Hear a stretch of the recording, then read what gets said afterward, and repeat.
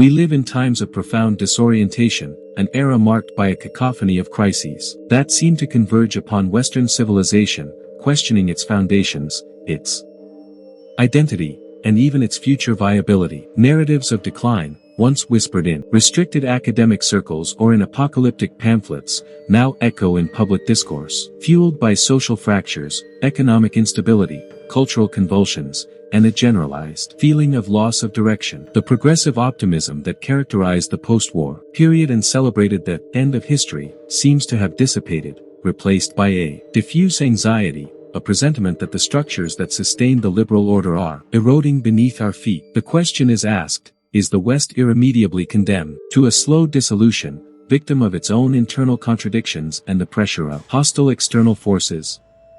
Or are there, in the depths of its own intellectual and spiritual tradition, resources not yet fully explored, capable of offering a path to renewal and the rediscovery of a common purpose? It is in this context of radical uncertainty that the voices of thinkers like Edmund Burke and Russell Kirk, often relegated to the margins of contemporary debate or caricatured as mere reactionaries, acquire an unexpected resonance and, for some, a pressing urgency. Could these heralds of an ancient wisdom, anchored in prudence, tradition, and moral order, offer the keys not only to diagnose the Western illness, but also to prescribe an effective remedy? The proposal of a conservative revolution, inspired by their legacies, sounds paradoxical, a revolution to conserve, but perhaps it is precisely in this tension that the possibility of an alternative path lies, one that rejects both nihilistic demolition and complacent stagnation, seeking, instead, an organic revitalization from the roots. This essay proposes to explore this possibility,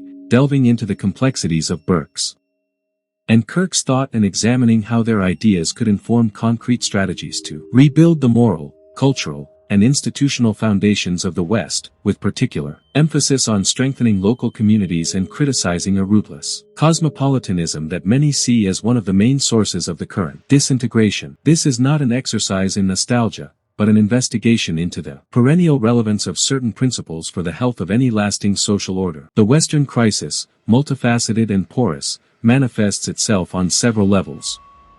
In the political sphere, we are witnessing a growing polarization, the erosion of trust in democratic institutions, and the resurgence of nationalisms and populisms that challenge the international liberal order. Economically, financial instability, growing inequality, and the precariousness of labor generate insecurity and resentment, undermining social cohesion. Culturally, an aggressive relativism seems to corrode shared values, while identity debates fragment society into hostile tribes, hindering dialogue and the search for a common good. Spiritually, an existential void seems to spread, as the traditional sources of meaning, religion, community, nation, lose their binding force for many, leaving individuals adrift in a sea of superficial options and rampant consumerism. Faced with this picture, the dominant responses often oscillate between two poles. On one hand, a technocratic defense of the liberal status quo, which minimizes the depth of the crisis or attributes it to external and contingent factors, proposing incremental adjustments and more globalization as a solution. On the other, radical responses, whether from the left or the right,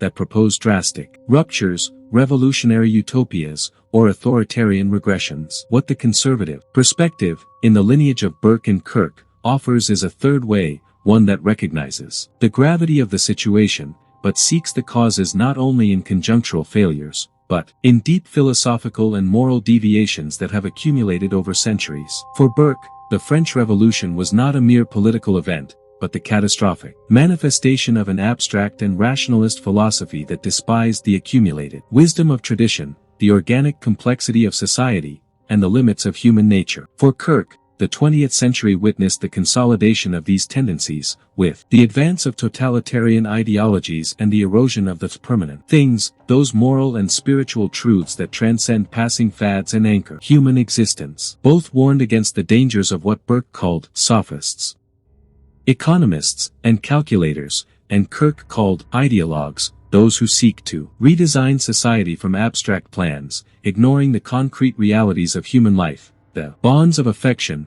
local customs, and the transcendent order. The revolution, they propose, therefore, is not one of barricades and guillotines, but an inner revolution, a reorientation of the individual and collective soul towards prudence, humility, respect for the past, and the recognition of an objective moral order. It is a revolution that begins not in the palaces of centralized power, but in the hearts and minds of individuals and in the small communities where real life happens.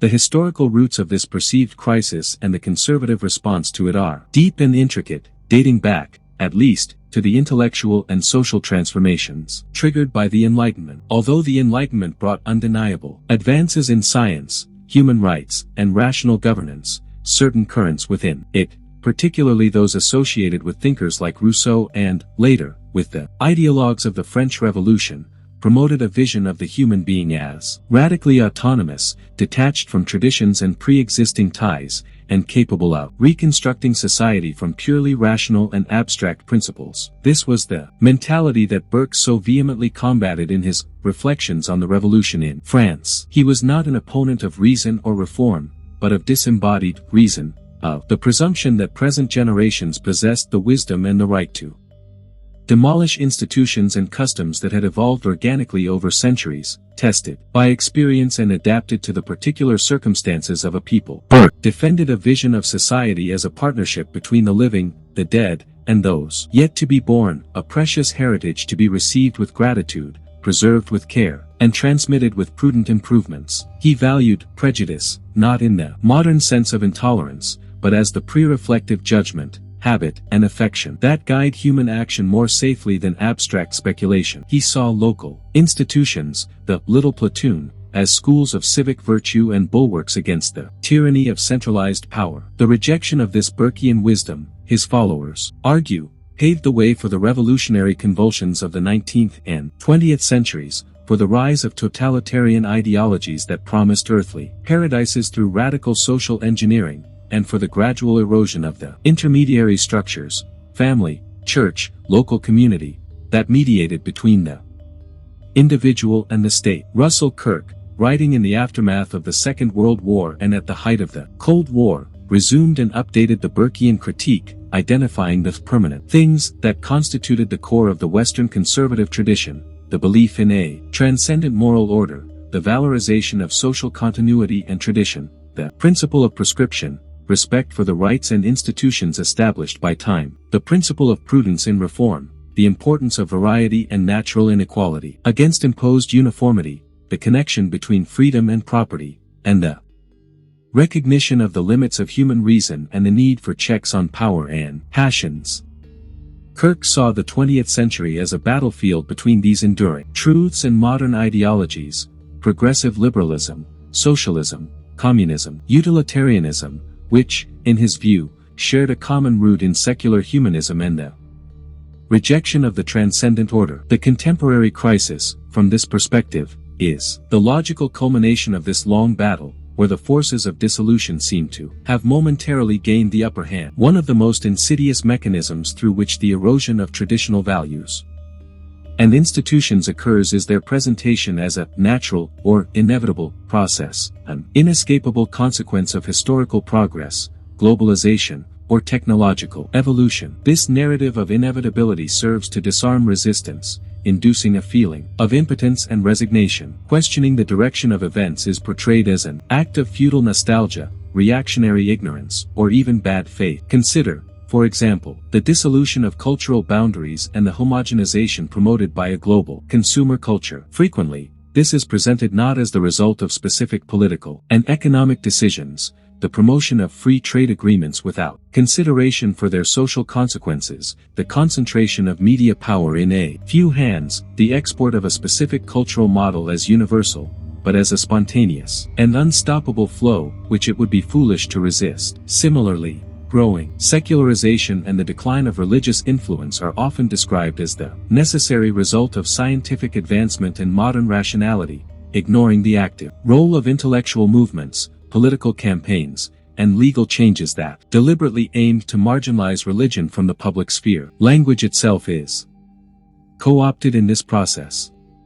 Terms like progress, modernization, inclusion, and diversity are frequently employed in a way that obscures their real implications and delegitimize any alternative. Who would dare to oppose progress? But what does progress mean in this context? Does it necessarily mean abandoning time-tested ways of life in favor of unproven social experiments? Does it mean the centralization of power to the detriment of local autonomy? Do inclusion and diversity, intrinsically positive values, can be instrumentalized to promote an agenda that, in practice, demands the suppression of certain traditional worldviews or the imposition of an ideological uniformity under the guise of pluralism? Burke warned against the tyranny of abstractions, and Kirk denounced the manipulation of language by ideologues. Both insisted on the importance of looking beyond labels and examining the concrete consequences of policies and ideas. Unmasking this rhetoric of inevitability is, therefore, a crucial first step for any attempt at conservative revitalization. It requires a healthy skepticism in relation to the dominant narratives, a willingness to question the unstated premises, and a capacity to discern between organic changes and ideological impositions. It requires, above all, the courage to affirm that the future is not predetermined and that different choices are possible, that history is not a single track towards a predefined destiny, but an open field for human agency, guided by prudence and informed by the wisdom of the past. The idea that the erosion of the traditional family, for example, is simply a natural adaptation to new social realities ignores centuries of philosophical and religious thought about the importance of this institution for social stability and the formation of character, as well as the empirical evidence about the negative consequences of its destabilization for children and communities. Presenting resistance to certain forms of globalist cosmopolitanism as mere narrow-minded nationalism ignores the legitimate concerns about the loss of democratic sovereignty, the dilution of cultural identity, and the economic vulnerability that unrestrained globalization can entail. It is necessary to recover the ability to make distinctions, to evaluate changes not only by their novelty, but by their conformity with enduring principles and their practical consequences for flourishing human life. Another hidden mechanism, deeply psychological and cultural, that sustains the current trajectory is the seductive appeal of abstract universalism to the detriment of concrete and particular loyalties. The modern mentality, in many of its aspects, tends to value the universal over the particular, the abstract over the concrete, the global over the local, the citizen of the world, detached from specific ties of place, history, and community, is often presented as the ideal human, superior to the individual, rooted in their traditions and local loyalties. This preference for the abstract has complex philosophical roots, linked to certain interpretations of enlightenment, rationalism and ideals of universal fraternity. However, as Burke and Kirk would argue, this search for an abstract humanity often leads to contempt for real humanity, in all its diversity and particularity. Love for humanity in general can become an excuse to neglect duties to family, neighbors, and the local community. Loyalty to abstract, universal principles can justify the destruction of concrete institutions and customs that, although imperfect, provide order and meaning to the lives of real people. Burke famously stated that, to be attached to the subdivision, to love the little platoon we belong to in society, is the first principle, the germ as it were, of public affections. It is the first link in the series by which we proceed towards a love to our country and to mankind. The natural order of affections begins with what is closest and gradually expands to wider circles. Trying to invert this order, starting with an abstract love for humanity, often results in coldness and indifference towards those who are closest, or, worse, in tyranny in the name of lofty ideals. Globalist cosmopolitanism, when it becomes an ideology that demands the dissolution of national and cultural identities in the name of global governance or a unified market, represents, in this view, a dangerous manifestation of this tendency. It promises universal peace and prosperity, but runs the risk of creating a rootless, homogeneous, and meaningless world, governed by distant and unaccountable technocratic elites. The conservative alternative is not a xenophobic closure, but an enlightened patriotism and a vibrant localism. It recognizes the importance of international cooperation and cultural exchange, but insists that the basis for a stable international order lies in strong and cohesive nations, and that the basis for a healthy society lies in flourishing local communities, where individuals can exercise civic virtue,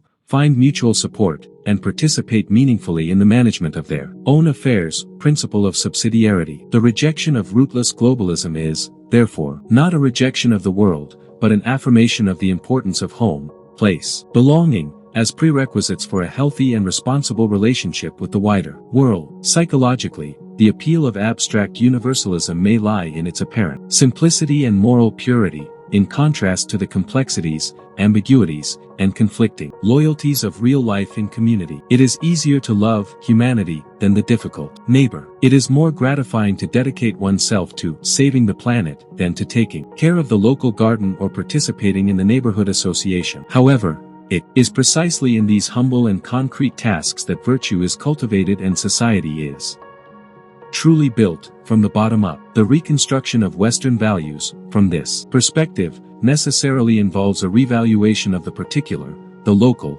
the concrete, as an antidote to the dangerous seduction of universalist abstractions. This raises a dangerous question: how to balance love for one's own with openness to the other, without falling into either parochialism or rootlessness. Individual and collective autonomy is under increasing pressure in a world dominated by increasingly centralized power structures and by a culture that, paradoxically, promotes a radical individualism while undermining the foundations for true autonomy. The conservatism of Burke and Kirk offers a distinct perspective on freedom, seeing it not as the absence of restrictions, the freedom of classical liberalism or libertarianism, nor as the realization of an abstract human potential through the action of the state, the freedom of certain socialist or progressive traditions, but as an ordered freedom. This ordered freedom presupposes the existence of an objective moral order and the need for self-mastery and virtue on the part of citizens. True freedom is not doing what one wants, but having the capacity to do what one ought to do, to live in accordance with one's own conscience and with the demands of human nature. This capacity, in turn, depends on the existence of social and cultural institutions that form character, transmit moral wisdom, and provide a stable framework for life in common. The excessive centralization of power, whether in the state or in multinational corporations, represents a direct threat to this ordered freedom. By removing the power of decision from the hands of individuals and local communities and concentrating it in distant bureaucracies or in anonymous market forces, it infantilizes citizens, making them dependent and passive. The proliferation of complex regulations, often created by unelected experts, stifles local initiative and personal responsibility. The erosion of intermediary institutions, families, churches, voluntary associations, local governments, removes the buffers that protected the individual from the overwhelming power of the central state and provided spaces for the exercise of real autonomy. At the same time, contemporary culture, with its emphasis on hedonism, consumerism, and unrestricted self-expression, promotes a false notion of freedom that, in practice, can lead to the slavery of passions and social disintegration. The incessant pursuit of immediate gratification and the rejection of any limits or duties corrode the self-discipline necessary for ordered freedom. The atomized individualism, which sees the individual as an isolated monad, without debts to the past or responsibilities to the community, destroys the social bonds that are essential for individual and collective resilience. In this context, the defense of autonomy involves not demanding more abstract rights from the state, but rebuilding the conditions for personal responsibility and local self-governance. It means strengthening the institutions of civil society that cultivate virtue and cooperation. It means promoting policies that return power and resources to local communities, subsidiarity. It means resisting the culture of the ephemeral and the superficial, cultivating in its place an appreciation for permanence, beauty, and truth. Collective autonomy, the capacity of a community or nation to determine its own destiny, is also threatened by technocratic globalism and the transfer of sovereignty to undemocratic international bodies. The defense of national sovereignty, from this conservative perspective, is not an end in itself, but a necessary means to preserve ordered freedom and the possibility of self-government of a specific people, with its particular history, culture, and traditions. How can a society recover true autonomy in a world that seems to conspire against it, pushing it towards dependence and passivity? The Burkean/Kirkian answer points to the need for a conscious and patient effort of institutional and cultural reconstruction, starting from the most basic level, the family, the school, the parish, the neighborhood. A fourth mechanism, intrinsically linked to the previous ones, is the instrumentalization of education and language to actively undermine the traditional values and narratives that sustain Western civilization. Educational institutions, from elementary school to university, have become, in many cases, ideological battlefields where competing worldviews dispute the soul of the new generations. A frequent conservative criticism points to the dominance, in many curricula and academic environments, of perspectives that emphasize radical criticism, the deconstruction of identities, and the rejection of the Western cultural heritage, often portrayed as intrinsically oppressive, patriarchal, and racist. Although critical analysis of the past is essential, it is argued that this approach often degenerates into cultural nihilism, depriving young people of access to the richness of their own tradition, Greek philosophy, Roman law, Christian theology, great literature and art, which Kirk considered indispensable sources for the formation of the moral imagination. The moral imagination, for Kirk, is the capacity to perceive the ethical order in the universe and to conform one's own life to it, a capacity nurtured not by ideological slogans, but by immersion in stories, myths, and examples of virtue that speak to the soul. When education focuses exclusively on denouncing the sins of the past, without also recognizing its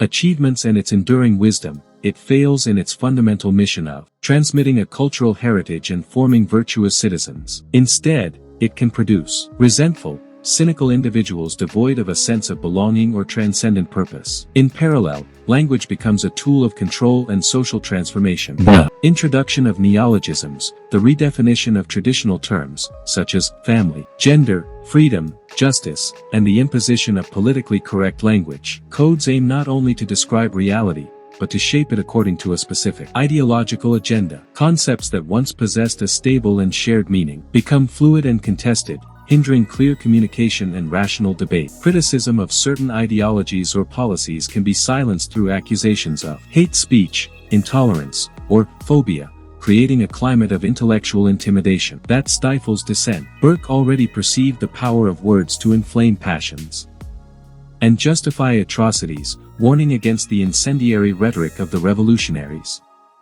Kirk, in turn, emphasized the importance of linguistic precision and the defense of the traditional meaning of words as bulwarks against ideological confusion. The recovery of a truly liberal education, in the classical sense, an education that aims to cultivate wisdom and virtue through the study of the great works of the Western tradition and the development of genuine critical thinking, is seen as essential. Equally crucial is the defense of freedom of expression and open debate, resisting attempts to impose linguistic or ideological orthodoxies. It is about recovering confidence in the capacity of reason and persuasion to seek the truth, in contrast to coercion and manipulation. The question that arises is, how can parents, educators, and ordinary citizens resist this cultural and linguistic tide and create spaces where authentic education and free discourse are still possible? It is a battle that is fought not only in large institutions, but also in classrooms, at dinner tables, and in everyday conversations. Technological acceleration, although it brings undeniable benefits, also functions as a powerful engine of social and cultural disruption, whose profound effects are often not properly considered. The vertiginous speed of technological changes in communication, automation, biotechnology, challenges the capacity of social institutions, moral frameworks, and human psychology itself to adapt in a thoughtful and organic way. Conservatism, with its emphasis on prudence, continuity, and human limits, offers an essential critical perspective to navigate this era of accelerated transformation. Technology is not neutral. It shapes our habits, our relationships, our perception of reality, and even our understanding of what it means to be human. Social networks, for example, promise to connect the world, but often contribute to polarization, superficiality, anxiety, and social isolation. They create filter bubbles and echo chambers, where we are exposed only to information that confirms our prejudices, hindering dialogue and empathy. The culture of instant gratification, fostered by the internet and mobile devices, erodes patience, the capacity for concentration, and the willingness to make sustained effort, virtues essential for deep learning, meaningful work, and lasting relationships. Growing automation threatens not only jobs, but also the sense of purpose and dignity that work can provide. Artificial intelligence raises profound ethical questions about the nature of consciousness, creativity, and responsibility. Biotechnologies, such as gene editing, open up frightening possibilities of redesigning human nature itself, challenging fundamental notions about life, family, and identity. Faced with these challenges, a purely technocratic or libertarian approach, which sees technology as an inherently positive force to be unleashed without restrictions, proves dangerously naive. The conservative perspective, informed by Burke and Kirk, insists on the need to evaluate new technologies not only for their efficiency or profit potential, but for their implications for human dignity, social cohesion, and moral order. It requires a deep ethical reflection on the ends that technology should serve, and the limits that should be imposed on its development and application. This does not mean a Luddite rejection of technological progress, but rather a defense of the primacy of the human over the machine, of wisdom over mere information, of prudence over unreflective haste. It means cultivating a human ecology, as Pope Benedict XVI would say, that respects the natural order and the rhythms of human life, resisting the temptation to treat the world and ourselves as mere objects of technical manipulation. The crucial question is how we can develop a wiser and more humane relationship with technology, using its tools to strengthen, rather than undermine, community bonds, family life, culture, and the search for truth and the good. How can we ensure that technological progress serves human flourishing, instead of leading us to a dystopian future of control, alienation, and dehumanization? The conservative answer suggests that this requires not only external regulations, but, fundamentally, a renaissance of moral and spiritual wisdom capable of guiding our technological choices. Finally, the dominant economic forces in the contemporary global scenario also act as a powerful mechanism in the erosion of traditional social structures and values. Financialized and globalized capitalism, focused on short-term profit maximization, and the unrestricted mobility of capital and labor, often operates in direct tension with the conservative ideals of stable community, dignified work, and responsible stewardship of resources. The constant pressure for efficiency and competitiveness can lead to the deindustrialization of entire regions, the precariousness of labor, the destruction of small local businesses, and the concentration of wealth and power in a few hands. The mobility demanded by the global market weakens community ties, as people are encouraged to move constantly in search of opportunities, hindering rootedness, the formation of stable families, and local civic participation. The culture of consumerism, intrinsically linked to this economic model, promotes materialistic values, possessive individualism, and the incessant pursuit of novelty, undermining virtues such as frugality, gratitude, loyalty, and contentment. The very idea of value is often reduced to its monetary equivalent, obscuring other forms of wealth, cultural, social, spiritual, that are essential for a full human life. Burke, although a defender of private property and the free market within certain moral and legal limits, was deeply skeptical of an economy purely based on selfish calculation and detached from ethical and social considerations. He understood that the economy should be at the service of society, and not the other way around. Kirk, similarly, criticized the materialism of both unbridled capitalism and socialism, arguing that both reduced the human being to a purely economic creature, ignoring their deepest spiritual and moral needs. He advocated a more humane economy, based on widely distributed property, meaningful work, local responsibility, and respect for the natural order. The conservative response to the contemporary economic and social crisis, therefore, does not lie in an uncritical defense of the capitalist status quo, nor in an adherence to statist socialist solutions. Instead, it seeks to promote an economic model that is compatible with human dignity and social cohesion. This may involve policies that favor small and medium-sized local businesses over large multinational corporations, that protect workers from excessive precariousness, that encourage capital formation in communities, that promote the responsible management of the environment, and that recognize the importance of unpaid work, such as family care and community volunteering. It is about subordinating the logic of the market to the imperatives of the moral order and the common good, recognizing that a healthy economy is one that strengthens, and does not destroy, the foundations of society. The family, the community, and the culture. How can we reorient our economy so that it better serves human and social ends, instead of dictating the terms of our existence? The conservative tradition suggests that this requires not only political changes, but a deeper cultural shift, a rediscovery of the value of work well done, of moderation in desires, and of the primacy of relationships over possessions. Faced with this multifaceted analysis of the crises and the mechanisms that sustain them, what, then, would be the concrete strategies, inspired by Burke and Kirk, to dismantle their effects and initiate a process of reconstruction? The emphasis falls invariably on the revitalization of local institutions and the conscious rejection of a rootless cosmopolitanism that dissolves particular identities and loyalties. The first fundamental strategy is the deliberate strengthening of the little platoon, the local community in its various forms, the family, the neighborhood, the parish or religious congregation, the local school, civic and voluntary associations. It is in these spheres that virtue is learned and practiced, that bonds of trust and solidarity are forged, and that individuals can experience true self-governance. This implies a conscious effort to invest time, energy, and resources in these institutions. It means prioritizing local commerce,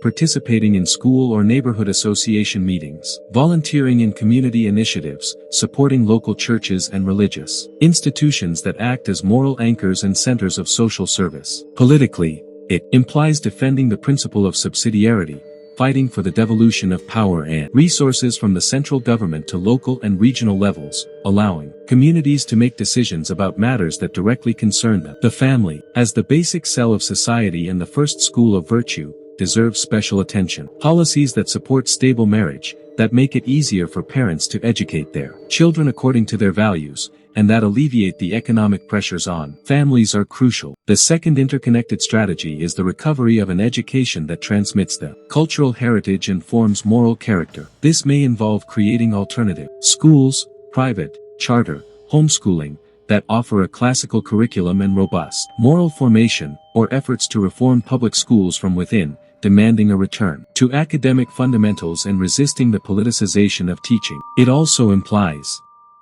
an individual and family effort of self-education, of reading the great works, of cultivating the moral imagination through art, literature, and history. The university, in particular, needs to be challenged to recover its original mission of disinterested pursuit of truth, rather than serving as an incubator for ideological activism. The third strategy is the defense of religious freedom and the recognition of the indispensable role of faith in sustaining moral and social order. For Burke and Kirk, religion was not a mere private matter, but the ultimate foundation of civilization. The modern attempt to build a purely secular society, devoid of any transcendent reference, is doomed to failure, they would argue, because it removes the deepest sanction for morality and opens the door to nihilism and tyranny. Supporting religious institutions, defending freedom of conscience and worship, and bringing the perspective of faith into public debate are, therefore, essential tasks.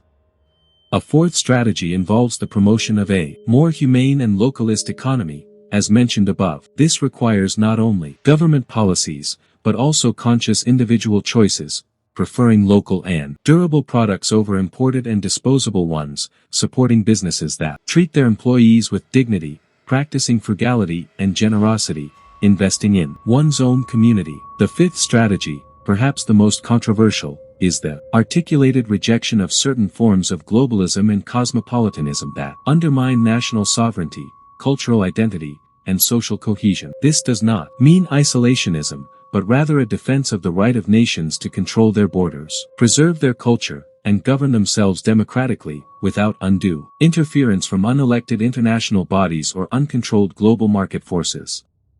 It means reaffirming the value of the nation-state as the primary framework for political life and civic loyalty, while cultivating a respect for other nations and cultures. All these strategies, however, depend on a fundamental precondition, an inner renewal, a revolution of the soul. As Kirk insisted, politics is, ultimately, the art of ordering the soul. The external crises that afflict the West are, to a large extent, reflections of an inner disorder, of a loss of contact with the permanent things. The reconstruction of civilization requires, first of all, the reconstruction of individual character, the cultivation of virtues such as prudence, temperance, justice, courage, humility, and charity. It requires a rediscovery of the meaning of life that goes beyond materialism and hedonism, an openness to the transcendent dimension of existence. Without this inner transformation, all efforts at institutional and political reform run the risk of being superficial and ineffective. The journey towards a conservative revitalization, inspired by the principles of Burke and Kirk, is, by nature, arduous, patient, and counterintuitive in a world obsessed with speed, novelty, and easy solutions. It does not promise utopias, but rather the possibility of a more just, more free, and more humane social order, anchored in the reality of human nature and the accumulated wisdom of tradition. It demands a rupture with the dominant narratives of inevitable decline or linear progress, and the adoption of a more tragic, but also more hopeful, perspective on the human condition. It recognizes that civilization is a fragile conquest, which requires constant vigilance and continuous effort to be preserved and transmitted. The emphasis on localism and the rejection of a rootless globalism should not be misinterpreted as an appeal to closure or hostility towards the outside. On the contrary, it is argued that only individuals and communities that are secure in their own identity and rooted in their own places can relate to the world in a healthy and constructive way. True cosmopolitanism, perhaps,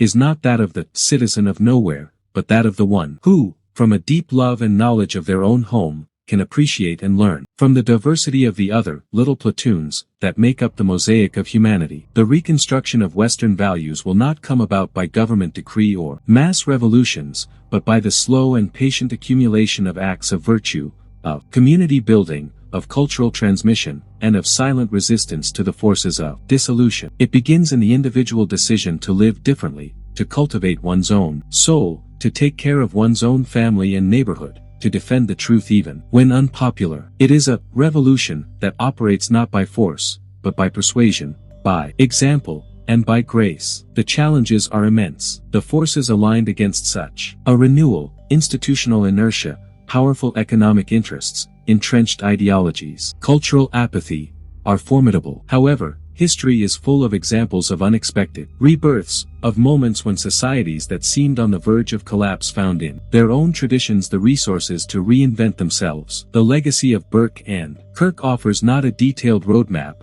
but a set of guiding principles, a moral and intellectual compass to navigate the turbulent waters of the 21st century. They remind us that the permanent things do not disappear simply because they are ignored or denied, and that the order of the soul and the order of society are intrinsically linked. Perhaps the salvation of the West, if it is to occur, will not take the form of a triumphal return to an idealized past, but rather that of a humble and laborious rediscovery of the enduring truths that have always sustained its greatness and its fragility. It will be a long path, which will require courage, perseverance, and, above all, a renewed faith in the human capacity for virtue and for transcendence. The final question is not whether Burke and Kirk can save the West, but whether we, the heirs of this civilization, will have the wisdom and the will to heed their advice and undertake the arduous task of reconstruction that they propose to us, beginning in our own hearts and in our own communities.